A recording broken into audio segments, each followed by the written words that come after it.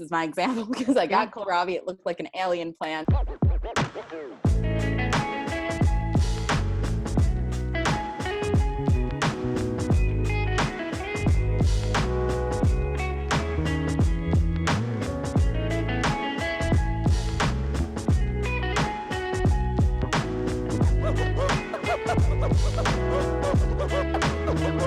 Hey everyone, welcome back to Do What You Can for the People, the show that nobody asked for. I'm Nicole, your hostess with the mostest, and I'm here today with Leigh Anne Statuto. She is a fellow Bardian, and before joining the MBA program, Leigh Anne graduated from Fordham University with a BA in Urban Studies and a focus on urban agriculture and sustainable business. This past summer, Leigh Anne played a role in the development of Just Salad's new carbon labeling initiative, so be sure to keep your eyes peeled out for that. And she's particularly passionate about creating more sustainable food systems for societal and planetary health. And that's why I've invited her on the show today. Hi, Leigh Anne. Hey, thank you so much for having me. I am thrilled to be here and really excited to have this discussion about something I'm so passionate about and finally be able to talk about it again. I'm so happy to have you. I think maybe what we want to start talking about a little bit is how food is a really complex issue. Do you want to kick us off with some of your thoughts on why you're so passionate about this? Sure. So I think food, first of all, is so central to our lives. Literally think of every holiday, gathering, drinks, anything. There's always food at the table. And it's a deeply cultural and a deeply personal aspect of our lives. And yet I feel like we are so disconnected from it nowadays. And when I got interested in food back in college and I started picking out the aspects I wanted to delve into, and I was writing a thesis on it at the time, and I started realizing that my 30-page thesis started expanding because you can't talk about food without talking about how old average farmers are, or you can't talk about it without climate change or the disproportionate access and distribution. And it's a huge issue. And it's also so fundamental. And it's one of our needs as human beings that it just becomes so overwhelming, but it should be such a simple solution, a simple answer. So I think that's kind of where my interest came out in it. And I'm kind of paving the way, trying to figure it out and figure out which aspects of it I'm interested in, and also come back to, as you had mentioned, planetary and personal health. And it's a multifaceted issue that is a systemic issue that we need to have a systemic response to. Absolutely. And I think something that struck me as you were talking was we've become disconnected from our food, that we go to the grocery store and we think, oh yeah, there's some magic machine in the back that prints out, spits out my bags of spinach. And that's not how it works. And so I think a critical part of this conversation is understanding where your food comes from and why agriculture is such a big part of the sustainability discussion. Yeah, exactly. I had worked in grammar schools when I was in college, and we would grow carrots and all of these things. And the greatest thing that reminded me of everything was they'd be like, "This is where carrots come from. This is where lettuce is grown." Like this, and it's so simple. When you grow up in a city your whole life, you go to the supermarket, and that's where it comes from. And I think knowing your farmer, or at least knowing the farm or how it is grown, not only is important to eating healthier, but it makes you want to eat healthier because you're like, oh, this is how it's grown, and you feel a deeper connection to it. And it's just so critical. Absolutely. Like we have a farmer's market here in Jersey City, and I love going and knowing that I'm supporting a particular farmer. It makes me feel like not only am I putting good stuff in my body, but I'm supporting someone's livelihood. And I've met the person who owns that farm, which is, I think, really cool. And it's a nice connection to something that I think a lot of us take for granted. Eating meals is something that a lot of us take for granted. 100%. And if you look at the larger food system, most of it's run by big corporations, and you're losing those farmers that this is their livelihood. And now these farmers are trying to compete with the big guys. Yeah. And it's impossible. It truly is. And that's where going to those farmers markets or supporting a CSA or something like that really makes such a difference in the community. Absolutely. So let's maybe start off with some facts and figures because I love to do that. And I think it's really important for people to Hmm. understand. We've collected a lot and we may not get through all of these, but let's try. So agricultural land use dominates about 40% of the Earth's land surface. And it has been the principal driver of deforestation, habitat loss and degradation, and global biodiversity loss, which I think a lot of people don't recognize that, yes, we as humans occupy a lot of land, but 40% of our land is going for agriculture. And I think that's a really important thing to consider, especially as our global population continues to grow. How much more of that are we going to take over? Hmm. And going right off of that, we already don't have a sustainable food system. So with this growing population, we're supposed to have 10 billion people in the next 30 years.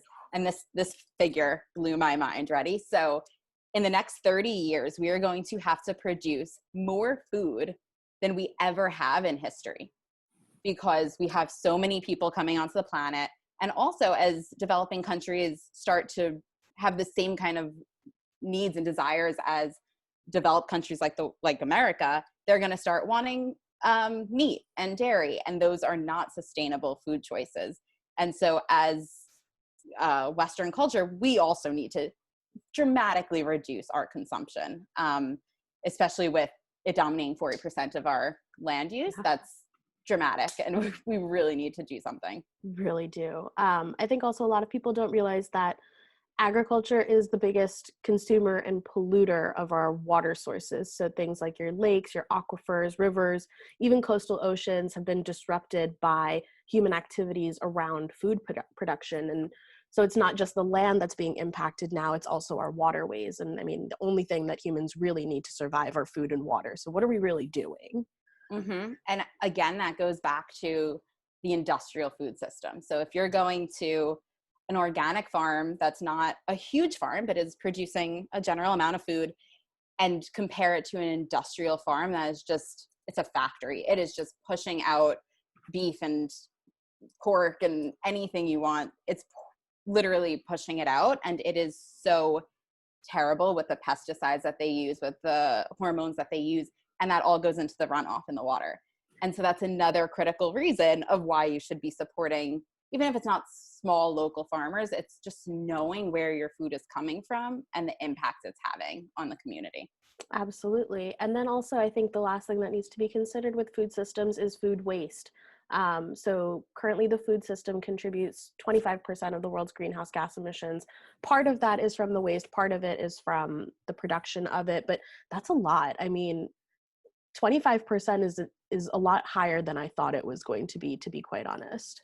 It's terrible. And the fact that we aren't feeding the world sustainably to begin with, if we were to lower that just a little bit, I mean, a third of all food is wasted. Yeah, And so if you're able to remove that, you're able to feed so many more people. And I think it's just something that we all need to be more aware of and go compost. And I think something with food is that it can be overwhelming. It's, you should compost, you should eat healthy, you should go to the farmer's market, you should. It's all these shoulds. And it gets overwhelming. And taking that first step to doing something is critical. And even if it's a small step, it's really important. yeah. I think that something that everyone needs to remember is that there are no right answers to all of this. And going to what you said about the shoulds, the conversation that we really want to have here is about making the choices that feel best for you and your family. You absolutely can compost, you can eat less meat, but also at the same time, you want to make sure that you're not making drastic changes in your lifestyle that then make you unhappy. There is a way to live sustainably and also be happy with your lifestyle. And I think that's the part of the conversation that really needs to be emphasized, that yes, this is a serious problem and we do need to collectively shift habits, but this is my unpopular opinion. I think you can still eat beef from time to time and live sustainably. I agree 100%. And so I worked at Just Salad this past summer, and something we were trying to encourage is plant-rich diets, which if you go to Project Drawdown, that is one of the critical ways to reduce our emissions by 2050. However, it depends on where your beef is coming from. So, for example, White Oak Pastures, it's a regenerative farm in Georgia. They have cattle, and their carbon footprint is 111% lower than the conventional US beef system. So it's not exactly the beef itself. It's the burps and the farts from the methane that's coming from the cows. Absolutely. But having cattle isn't the end all be all. So having, like, if you're able to capture that carbon, if you're able to capture that carbon in the soil, you're able to offset all of those emissions. And that is so important to realize. So it's not that beef is bad. And if you go online, you can go to so many websites that are super pro regenerative ag. And it's important. But again, it comes back to the fact that that's not easily accessed. So when you go to the supermarket, they're not having regenerative beef. In fact, I think it's 4 companies control 85% of all beef production. Wow. And they're not regenerative. And so at the end of it, if you're going and getting beef that is regenerative, that's great. But if you're eating beef from that you don't know where it's from, yeah, it's not great. And it also comes back to that cultural aspect of it. So I know I'm Italian. We make meatballs, we have spare ribs, we do all this stuff, mozzarella cheese. That's a cultural thing for me, and I'm not going to give up beef. However, when I was working at Just Salad, I started realizing the impacts of having beef and lamb. And I actually tried to cut down my beef consumption. And number one, I will admit, I felt so much healthier eating all these salads. And two, it's not hard. So if you have the option to get better beef or lamb or chicken, whatever, it's great. And we also need to. Yeah. So it should be a luxury rather than your meal is all beef and all lamb all the time. Right. It's a luxury and like a treat. It's not a necessity and a normal thing, which I think makes a lot of sense. And something that I've been thinking about a lot is how we need more intentional systems, both like in the food systems, but also systems in our day-to-day lives where we need to really be aware of our impacts and thinking about that. And just, a simple thing of recognizing like, oh, I've eaten steak 4 times this week. First of all, not great for your body. Secondly, not great for the planet. So even just, I think, an awareness of what's happening in your day-to-day could make huge impact.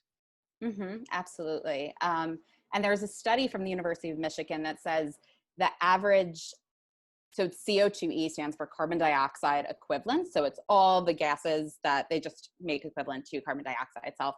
But the average emissions of the daily American diet is 4.7. Because there's not a lot of research at the moment about what it should be, what it is, whatever. The Eat Lancet report has said that we need to lower that and decrease it by half.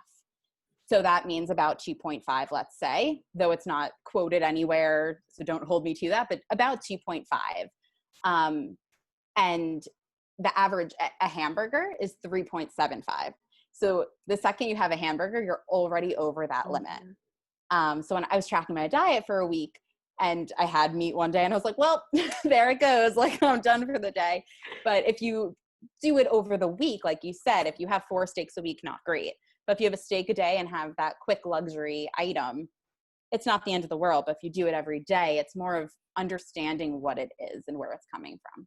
Yep. And it's the snowball effect. It's like, oh, it's not a big deal. It's kind of like how I think about littering. And I know this is a weird analogy to make. It's like, oh, I'll just throw this out and like, it's no big deal. I'm just doing it. But if everyone does that, the collective impact is so big. And if everyone does that every day, we're all pretty much screwed. So don't litter and don't eat steak every day. You take nothing else away from this. I love it. Let's maybe talk a little bit about access if you're ready. I'm ready. Yeah. So eating sustainably is a privilege. Like we were talking about with the regenerative beef, you don't find that everywhere. And eating for your health and eating for the planet's health, I think it's something that you do have to do quite intentionally. That doesn't mean that you need to be eating all organic and like all local and stuff like that.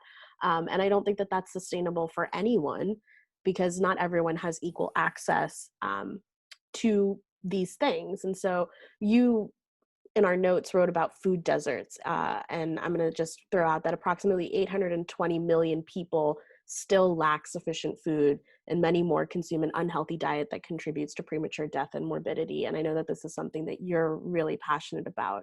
So I'll let you take it away. Yeah. So if I may, I'm going to give a quick story as to how I got interested in food. Yeah. So I went to Fordham up in the Bronx, New York, and I'm from Flushing, Queens originally, and had great food. I was living with my parents as well. So of course I had great food and they're helping me out with all that. When I went to college, I started noticing my health deteriorating. I didn't feel well. I was always tired, lots of issues. And it was, I want to say it was January. It was the middle of the winter, huge snowstorm. I was walking back to my apartment off campus, and I was like, I need to get something to eat. The supermarket was pretty far away, and I was like, I'm not going to go walk, pick something up. So I looked at my options across Fordham Road, and there was White Castle, there was McDonald's, there was a bodega, there was a pizza place, there was bodega, there was another pizza. It was just all processed foods. And it was in that moment, I was like, oh my gosh, this is of course why I've been feeling terribly. And I was so privileged that I was only there for 2 years and then went back home and had great access again. But in those 2 years, my health deteriorated so much. And I started realizing the privilege that I had and how terrible food deserts actually were. And that's how I got into this entire thing. Diabetes is among the 10 leading causes of death in the United States. In the 1950s, about 1% of the US population had diabetes. And fast forward to today, we're at about 9%, which is pretty quick. Yeah. And this all just goes back to the idea of creating supermarkets and processed foods, and that all happened in the 1950s. And so going back to that moment in the Bronx was when I really had that moment, and it kind of fast forwarded my track to wanting to do more things with urban agriculture. It led to my thesis and really understanding what this is. But that's important to know that malnutrition doesn't mean starvation. Malnutrition means diabetes. It means chronic illnesses like heart disease, obesity. And this is all because fruits and vegetables aren't always the most affordable thing. And it also goes to the fact that education about how to cook fruits and vegetables is really difficult. I know for myself, I grew up on a meat and potatoes kind of diet. I've only started incorporating vegetables into my diet very recently. And it was a learning curve. And so going to a farmer's market and seeing something like kohlrabi, you're not going to, I don't even know how to cook that sometimes. Like I chop it up and I'm like, I think that's good. But it's an education learning curve that we really need to encourage children, I think is where you start to cook better. I think also there's a convenience factor. So we live in a convenience culture. And so it's so much easier to go to the McDonald's to throw the frozen pizza into the oven than to sit down and make a full meal that is wholesome and balanced and nutritional. And that's something that I really hope that our future generations move away from. And I see it happening on a small scale, but that whole convenience of, oh, I don't need to like make, a homemade salad. I'm just going to eat this frozen meal from Trader Joe's. And the fact that things like Trader Joe's exist that make it so easy contributes to that. So, but yeah, going back to the whole pricing issue as well, I think that buying organic foods, buying whole foods is really not available to a lot of people. And so one of the things that I was really interested in talking about was democratizing access to whole foods and sustainable foods. You're part of a CSA. Why don't you tell us about that? Sure. So CSA stands for Community Supported Agriculture. I'm in Astoria, Queens now, and basically it's a farm across Astoria. They have a few different locations, and every week I go, so on Wednesdays tomorrow, I'll go and get my share of vegetables for the week. And during COVID, it has been such a blessing because I don't love going to the grocery store and getting lettuce that everyone has touched. So it's a blessing, but it's a little pricey. So it's $30 a week. And that adds up. And so on top of your regular groceries that you need to get, it's not the most accessible thing. However, they do offer different packages if you're not able to afford that. So they're very welcoming. Accommodating. Yeah, absolutely, which is great, but it's still a lot of money. And I'm not sure if they accept SNAP. What's great about farmers markets is now they're accepting SNAP, which is critical. But community support agriculture has been great in terms of you get kohlrabi. This is my example because I got kohlrabi. It looked like an alien plant. I didn't know what it was. And it forced me to cook it. It forced me to be like, oh, let me look up a recipe, as opposed to going to the supermarket and getting lettuce, tomatoes, and throwing it in salad. So it inspires you to eat a little bit healthier. And I'm seeing these pop up everywhere. So farmers markets are pretty ubiquitous nowadays. CSAs are starting to get there. And I think because food is so central to our lives, there are so many organizations that are trying to fix the problem. And as I had mentioned earlier, whatever the issue is, if it's the average age of farmers 57, they're trying to encourage younger farmers to join the movement, or if it's trying to get more access out there, or distribution, or healthy foods, whatever it is, there's an organization for it. Absolutely. So I think it's definitely gaining momentum, but it is also, it could be a gentrifying factor as well. It's always the thing, you see a Whole Foods popping up, it's not a great sign for the neighborhood. And that shouldn't be the case in terms of organic food should not equal gentrification, but it does. Yeah. One of the things that I've invested in the time of COVID, time of quarantine, was I signed up for Imperfect Foods. And so I'm really loving that because a lot of the food that farmers produce actually goes to waste because of imperfections. It's either too ugly or too big or too small or whatever. And so companies like Misfit Markets and Imperfect Foods, they will collect it and they'll send it to you at a discounted rate. And what I love about that is that I'm preventing food from going to landfill. I'm learning what's in season. So I think that's really important for me, is to understand what the seasons are for my favorite fruits, vegetables. I'm learning about new produce that I've never heard of. And I'm putting good stuff in my body at a discounted rate. So I encourage you to look into that. And the other thing I've started doing is composting. And that has been just such a freaking delight. Again, but that's an access thing. So I know that Jersey City, we have a few community gardens where you can drop off your compost, or there's an organization that actually comes and collects it for a fee. But that's not something that everyone has. Right. So especially for a fee. Right. And so this is something that goes back to the whole eating sustainably, disposing of your food sustainably, I think is absolutely a privilege. And I hope that we see more democratization of it. I hope that it becomes more and more accessible, because it is such a basic human right to have access to good food. 100%. It literally is, you plan your day around it. If you think about it, you wake up, what's for breakfast? At some point you're like, I have to eat lunch. Your whole day is about eating. Yep. And when you meet up with friends, I know for me, it's where are we going to go eat? And I think the fact that we're so disconnected from it is shocking, and it's concerning, especially with the impact it has on the climate. And if you throw in all the things I had mentioned earlier about food, this is something that we really need to become more aware of. And I think education is the first aspect in that. And I know when I started getting into this, then I started composting as well. And you start to see, I know for me, I keep my compost in the freezer, and you start to see it pile up, and you're like, oh my gosh, this would have just ended up in the landfill, would have been methane. Like, look at what I'm doing. And it encourages you to do more. Absolutely. But it is an access issue. I know I have a location that's about 4 blocks away. They stopped accepting it during COVID, but they've started accepting it again. But when I was back in Flushing, there was nowhere for me to do it. And so it's something that, again, could be considered a gentrifying thing. But there are a lot of grassroots organizations that are stepping up and trying to make this more of a community effort, which it should be, especially with food. Food is all about community and personal growth and relationships. Yeah. And it should be a community effort the whole time. Absolutely. And there's no segment of our population that doesn't need to eat. So maybe it's like a unifying aspect. Maybe we can all get behind it and be like, hey, we're all humans. We all got to eat. So right. And let's make it easy. I agree. And it'll just be interesting, because with food, there also comes in the diet aspect. And are you keto? Are you there's all these different diets, and it's so personal. I know if you go to someone and say you can't eat beef anymore, it's a personal attack almost.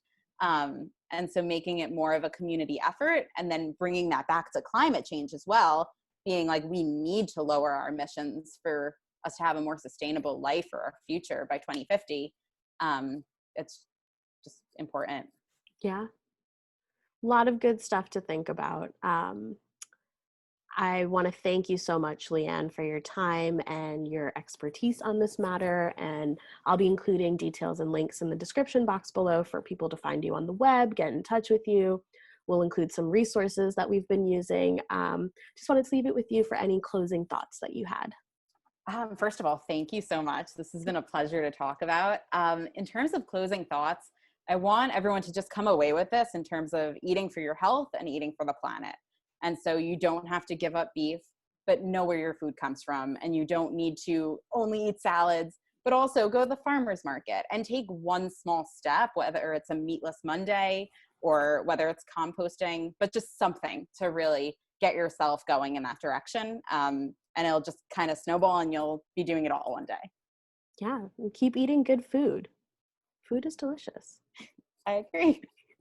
All right, everyone. Thanks so much for tuning in, and I'll see you next week. Bye. Thank you.